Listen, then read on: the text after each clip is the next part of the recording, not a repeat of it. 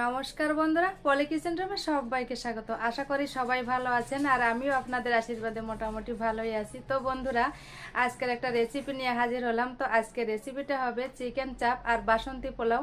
তো আজকের রেসিপিটা দেখতে থাকুন বন্ধুরা, আশা করি ভালো লাগবে। আর ভালো লাগলে আমার চ্যানেলটির পাশে থেকে যাবেন।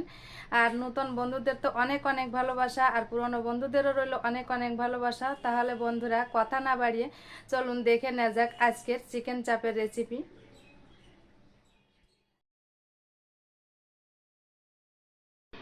এখানে নিয়েছি আদা বাটা, টক দই, পেঁয়াজ বাটা আর পেঁয়াজ কুচি। আর এখানে কিছু প্যাকেট নিয়েছি, দেখুন মশলার প্যাকেট এখানে আছে। দেখুন 4 মগজ, আর এখানে কাজু পোস্ত 3টে প্যাকেটই নিয়েছি আমি। আর এখানে নিয়েছি টমেটো পেস্ট। তো প্রথমে আমি 4 মগজের প্যাকেটটা কেটে নিলাম। এবার আমি কাজুর প্যাকেটটাও কেটে নেব। কাজু বাদাম দিয়ে দিলাম। তো 4 মগজ, কাজু বাদাম আর পোস্ত এই সব একসঙ্গে আমি অল্প জল দিয়ে একটু মিশিয়ে এটাকে আমি শিলে বেটে নিব। তো এত অল্প পরিমাণ, তো এজন্য আমি এটাকে মিক্সারে পিষবো না, এটাকে আমি শিলে পিষে নিলে আমার মনে হয় ভালো হবে। ওই জন্য আমি শিলে বেটে নিলাম। এই দেখুন, শিলে বেটে নেওয়া হয়ে গেল। আর এখানে 500 চিকেন নিয়েছি। চিকেনটাকে পরিষ্কার করে জল দিয়ে ধুয়ে জলটা ঝরিয়ে নিয়েছি। আর এই যে এক্সট্রা জলটা আমি এবার ফেলে দিব। তো এবার আমি চিকেনগুলোকে দিয়ে দিব। একটু বড় বড় করেই পিসটা করেছি। আর এখানে নিয়েছি আদা বাটা। দেখুন, আদা বাটা 3 ভাগে 2 ভাগ পরিমাণ আমি প্রথমে এই চিকেনের ভিতর আদা বাটাটা দিয়ে দেব। আর এখানে যে কাজু পোস্ত আর 4 মগজ বেটে রেখেছিলাম সেটা আমি দিয়ে দিলাম। 4 মগজ বাটা, কাজু পোস্ত আর 4 মগজ। আর এখানে নিয়েছিলাম টক দই, তো টক দই দিয়ে দিলাম। 2 চামচ পরিমাণ টক দই প্রথমে আমি দিয়ে দিলাম। দেখুন, আর দিয়ে দিলাম হলুদ গুঁড়া। অনেকে হলুদ গুঁড়োটা ব্যবহার করে না চিকেন চাপে, কিন্তু আমি হলুদ গুঁড়োটা ব্যবহার করব। আর এখানে দিয়ে দিলাম আমি রং আসার জন্য কাশ্মীরি লঙ্কার গুঁড়া। আর এখানে কাঁচা লঙ্কা বাটা দিয়ে দিলাম। আর দিয়ে দিব সরিষার তেল। তো সমস্ত উপকরণ দিয়ে দেওয়া হলো। একটা উপকরণ কিন্তু বাকি আছে বন্ধুরা, ওই উপকরণটা পরে দেব আমি। তো এবার হাত দিয়ে আমি ভালো করে একটু মাখিয়ে নিব। সুন্দর করে মাখিয়ে নিতে হবে যাতে চিকেনের ভিতর মশলাগুলো ঠিকঠাক যায়। মাখানোটাই কিন্তু আসল ব্যাপার। আর এই ম্যারিনেট করাটা যত ভালো হবে ততই কিন্তু চিকেনটার স্বাদটা বাড়িয়ে দেবে। তো আমি হাত দিয়ে কিন্তু এই কাজটা করে নিচ্ছি, হাত দিয়ে মাখিয়ে নিলাম। তো এবার আমি বাকি কাজটা করে নেব। তো এখানে বাসন্তী পোলাও হবে। তো বন্ধুরা, বাসন্তী পোলাওর জন্য আমি 3 পট চাল নিয়েছি। এখানে গোবিন্দভোগ চাল নিয়েছি। তো চালটাকে আমি পরিষ্কার করে প্রথমে আমি একটু ধুয়ে নিব। তো এই দেখুন, জল দিয়ে আমি চালটাকে পরিষ্কার করে ধুয়ে নিব। তো চালটাকে ধুয়ে আমি আবার একটু জল দিলাম, পরিষ্কার জল দিয়ে চালটাকে 5 মিনিটের জন্য আমি ভিজিয়ে রাখবো। খুব বেশি সময় ভিজিয়ে রাখার দরকার হবে না, জাস্ট 5 মিনিট ভিজিয়ে রাখবো। আর এদিকে আমি কড়াইয়ে দিয়ে দিলাম সাদা তেল। তেলটাও ভালোভাবে গরম করে আমি এই যে পেঁয়াজ কুচিয়ে নিয়েছিলাম, এখানে আমি পেঁয়াজ বেরেস্তা করব। তো পেঁয়াজগুলোকে দিয়ে দিব।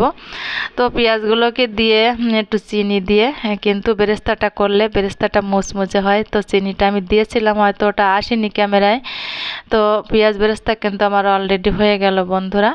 আর এদিকে দেখুন ম্যারিনেট করা চিকেন, দেখুন বন্ধুরা কালারটা কত সুন্দর এসেছে।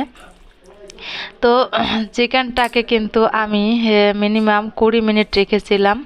তো 20 মিনিট রাখার পরে আমি চিকেনটাকে এই তেলের উপর এক এক করে ভেজে নিব। চিকেনটাকে কিন্তু অবশ্যই 20 মিনিট বা আধা ঘন্টা এভাবে রেখে দিতে হবে মশলা মাখিয়ে। সঙ্গে সঙ্গে চিকেনটা যদি ফ্রাই করা হয় অতটা ভালো হবে না।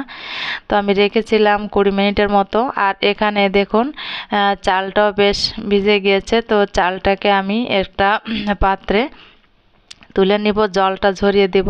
দেখুন ভালো করে জলটা ঝরিয়ে নিতে হবে। আর এখানে আমি চিকেনগুলোকে এক এক করে আমি ভেজে নিব। তো এই দেখুন এক এক করে আমি এই সাদা তেলে চিকেনগুলোকে ভেজে নিচ্ছি। আর এক্সট্রা যে মশলার যে এক্সট্রা যে মশলাটা ছিল তেলের ভিতর, ওটা কিন্তু আমি বারে বারে তুলে নিচ্ছি, কারণ ওটা পুড়ে গেলে তেলটা অনেকটা লাল হয়ে যাবে। ওটাকে আমি মাঝে মাঝে তুলে নিচ্ছি। আর এক্সট্রা যে মশলা ছিল চিকেনের, ওর ভিতর আমি অল্প পরিমাণ জল দিয়ে দিলাম। ওই মশলাটাও কিন্তু আমি ব্যবহার করব, ও মশলাটা আমি ফেলে দিব না।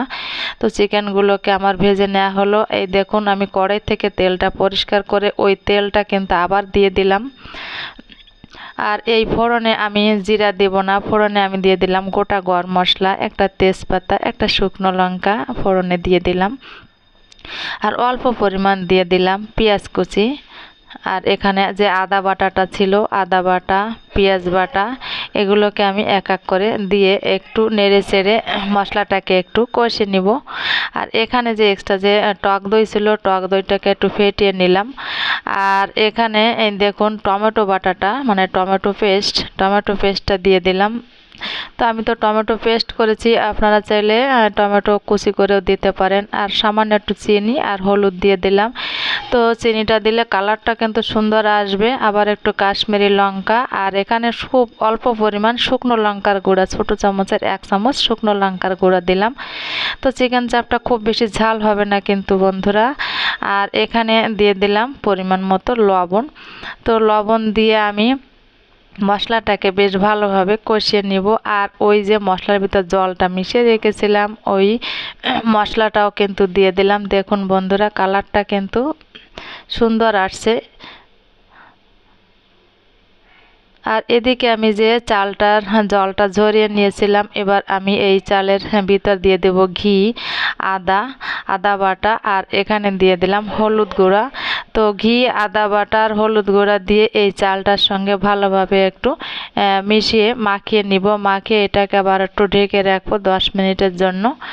আর এখানে এই দেখুন এই যে টক দই যে ফেটিয়ে নিয়েছিলাম, তো টক দইটা দিয়ে আবার একটু মশলাটাকে কষিয়ে নিলাম। মশলাটা কিন্তু সুন্দর কষানো হয়েছে। এবার আমি ফ্রাই করা চিকেনগুলোকে এক এক করে দিয়ে মশলার সঙ্গে উল্টে পাল্টে নেড়ে চেড়ে ভালো করে মিশিয়ে দিব। তো এই দেখুন মিশিয়ে দিয়ে এবার আমি একটু ঢাকা দিয়ে দেব। তো এইভাবে ঢাকা দিয়ে দিয়ে আমি এই মশলার সঙ্গে চিকেনটাকে কিন্তু বেশ উল্টে পাল্টে মিশিয়ে নিলাম। আর মশলাটাও বেশ ভালোভাবে চিকেনের সঙ্গে বেশ মিশে গিয়েছে দেখুন বন্ধুরা। তো মশলাটা বেশ ভালোভাবে কষানো হয়েছে চিকেনের সঙ্গে। এবার আমি এখানে গরম জল দিয়ে দেব। অবশ্যই গরম জল ব্যবহার করতে হবে। তো আমি গরম জলটা দিয়ে দিলাম চিকেনটা রান্নার জন্য। আর এখানে চালের জন্য আমি 3 পট চাল নিয়েছিলাম, আমি 6 পট জল গরম করতে দিলাম। তো গরম করে একটা পাত্রে নামিয়ে নিলাম। এবার আমি ঘিয়ের ভিতর আমি গোটা গরম মশলা, দারচিনি, এলাচ এগুলো দিয়ে একটু নেড়ে চেড়ে এর ভিতর আমি মশলা মাখা যে চালটা, পোলাও চালটা, ওটা আমি কিন্তু এই গোবিন্দভোগ চালটা আমি দিয়ে দিলাম। দিয়ে নেড়ে চেড়ে ঘিয়ের সঙ্গে ভিজে আমি ওই গরম জলটা দিয়ে দিলাম। 6 পট জল দিয়ে দিলাম। আর এখানে গোটা কাঁচা লঙ্কা দিয়েছি দেখুন বন্ধুরা। আর এখানে যে পেঁয়াজ বেরেস্তা, এগুলো আমি একটু হাত দিয়ে একটু দেখিয়ে দিচ্ছি কতটা মুচমুচে হয়েছে পেঁয়াজ বেরেস্তাগুলো। তো এই পর্যায়ে এসে গেলে আমি কিন্তু পেঁয়াজ বেরেস্তাগুলো দিয়ে দেব। তো মাংসটাকে মোটামুটি কিন্তু আমি 15 মিনিটের মতন অলরেডি কুক হয়ে গেল। তারপরে কিন্তু আমি পেঁয়াজ বেরেস্তা দিয়েছি, পেঁয়াজ বেরেস্তা প্রথম দিকে দিইনি। আর এখানে একটা স্পেশাল মশলা নিয়েছি বন্ধুরা। তো এই মশলাটা হচ্ছে জিরে, তেজপাতা আর গোটা গরম মশলা ভেজে আমি গুঁড়ো করে নিয়েছিলাম। তো এই যে মশলাটা দিলাম, এই মশলাটাই কিন্তু স্বাদটা আরও বাড়িয়ে দেবে। তো এখান থেকে 1 চামচ পরিমাণ পুরো দিইনি, 1/2 চামচ পরিমাণ মশলাটা আমি দিয়ে দিলাম। এই মশলাটা কিন্তু খুব বেশি ব্যবহার করা যাবে না, তাহলে কিন্তু তেতো লাগবে, ভালোর পরিবর্তে খারাপ হবে কিন্তু বন্ধুরা। তো এই মশলাটা আমি অল্প পরিমাণ দিয়ে দিলাম, দিয়ে একটু ঢাকা দিয়ে দিয়েছিলাম। এই দেখুন বন্ধুরা কত সুন্দর হয়েছে আমার চিকেন চাপ। তো চিকেন চাপটা কিন্তু অলরেডি আমার হয়ে গেছে বন্ধুরা। এবার এটাকে আমি নামিয়ে নিব। আর এদিকে আমি পোলাও ভাতটা দেখি কেমন হয়েছে। দেখুন বন্ধুরা পোলাও ভাতটাও কিন্তু এদিকে রেডি। তো বাসন্তী পোলাও, আর এখানে আমি একটু লবণ দিয়ে দেবো উপর থেকে ছড়িয়ে। আর একটু মিষ্টি হবে পোলাও যেহেতু, তো এখানে আমি চিনি দিয়ে দেব। তো অল্প পরিমাণ চিনিও দিয়ে দিলাম। দেখুন বন্ধুরা, তো লবণ আর চিনি দিয়ে এটাকে আমি অল্প আঁচে ঢাকা দিয়ে দিলাম। তো বন্ধুরা দেখুন, আমার চিকেন চাপটা কিন্তু অলরেডি কমপ্লিট হয়েছে। আর একটা প্লেটে কিন্তু আমি পরিবেশন করে নিব চিকেন চাপ আর বাসন্তী পোলাও। তো বন্ধুরা, আমার রেসিপিটি কেমন হয়েছে অবশ্যই কিন্তু কমেন্ট বক্সে জানাবেন আমার এই চিকেন চাপ আর বাসন্তী পোলাও রেসিপিটি কেমন হয়েছে। আর খুব বেশি যদি ভালো লাগে তো বন্ধুরা শেয়ার করে দেবেন আপনারা। আর ভালো থাকবেন, সুস্থ থাকবেন। দেখা হবে অন্য কোনো নতুন ভিডিওয়। বাই।